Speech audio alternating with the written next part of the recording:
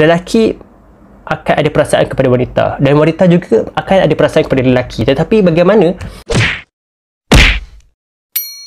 Assalamualaikum, selamat datang ke Buku Review Syafi, yang mana kita akan berkongsikan berkenaan dengan buku-buku yang telah saya baca sebelum ini. InsyaAllah sama-sama kita dapat manfaatnya. So, buku kali ni yang saya nak kongsikan adalah ini dia, Buku Kamu Kerana Adamu Manisnya Ukhuwah oleh Syu'lah Arwah. Buku ini bergenre novel yang mempunyai latar suasana yang berbentuk Islamik lah, yang mana kereta-kereta dalam ni adalah pelajar-pelajar daripada college Islam yang menggunakan perkataan-perkataan yang nampak yang Islamik. Antaranya macam LMP. LMP ni apa? Tahu? Mas'ul Lajnah Kebajikan. Jarang-jarang kita dengar perkataan-perkataan ni dekat universiti-universiti biasa, okey? Dia macam nak memfokuskan kepada kehidupan bersahabat. So dekat sini dia nak fokuskan kepada dua karakter lah. Yang pertama adalah Haziq dan yang kedua adalah Uwais. Yang mana Haziq ni mempunyai kehidupan yang disenari dengan kasih sayang oleh keluarga dia, tetapi Uwais ni pula diuji dengan kehilangan dan kisah silam, yang mana dua kisah Haziq dan Uwais ni sangat kontradik. Okey, tetapi mereka ni bersahabat. So adalah konflik berkenaan dengan Haziq, yang mana kalau dia ada berkenaan dengan kasih sayang, dia kurang dari segi dia punya confident. Kemudian Uwais pula, walaupun dia mempunyai kehilangan dan sebagainya, dia mempunyai keyakinan diri dia untuk teruskan hidup. Okey, cumanya dengan kekurangan dan kelebihan yang mereka ada, bagaimana mereka nak melengkapkan antara satu sama lain? Korang kena baca Buku Kamu Kerana Adamu Manisnya Ukhuwah oleh Syu'lah Arwah. Okey, buku ni saya suka tentang apa isu-isu yang dia cuba ketengahkan. Antara yang saya suka adalah berkenaan dengan dia ada persatuan Islam, dan mereka membawa satu usul yang mana macam mana mereka nak mencegahkan isu maksiat ikhtilat ataupun berkapal.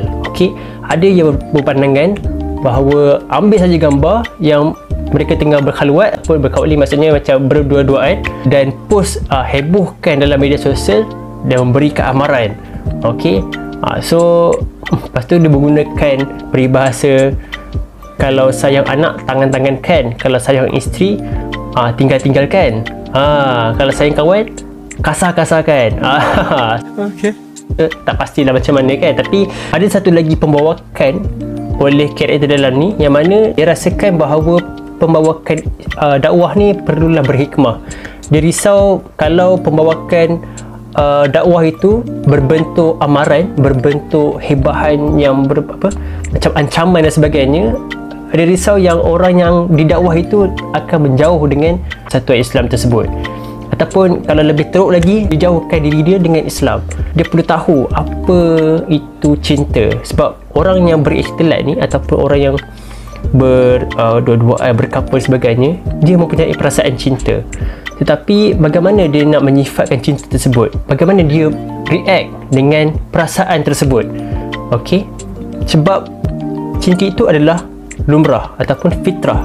Lelaki akan ada perasaan kepada wanita dan wanita juga akan ada perasaan kepada lelaki. Tetapi bagaimana perasaan itu dikawal? Adakah kita sanggup untuk melanggar perintah Allah dan sebagainya? Apakah cinta yang Allah redha? Instead of kita memaksa dia untuk jangan buat macam ni, ataupun kalau kau buat macam ni kau akan di-viralkan, so orang akan rasa macam terancam dan cuba menjauhkan diri dia daripada Islam tu sendiri, sebab kita membawa Islam kan. So mungkin dia akan menjauhkan diri dia kepada Islam.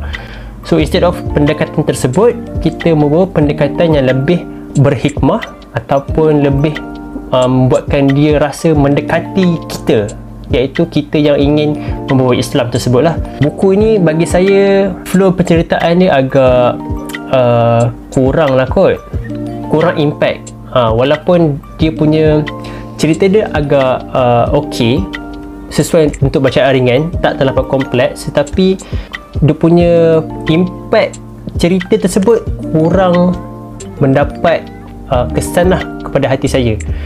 Cumanya dari segi side story dia macam tadi perbincangan terhadap pendekatan dakwah, kemudian ada juga pasal kesedaran terhadap masalah disleksia. Disleksia ni adalah seperti contoh kalau kita sebut pasal cut, CUT, bila dia tulis TUC, terbalik, ataupun kita sebut 61, 61, okey, tapi dia tulis 16, dia terbalik.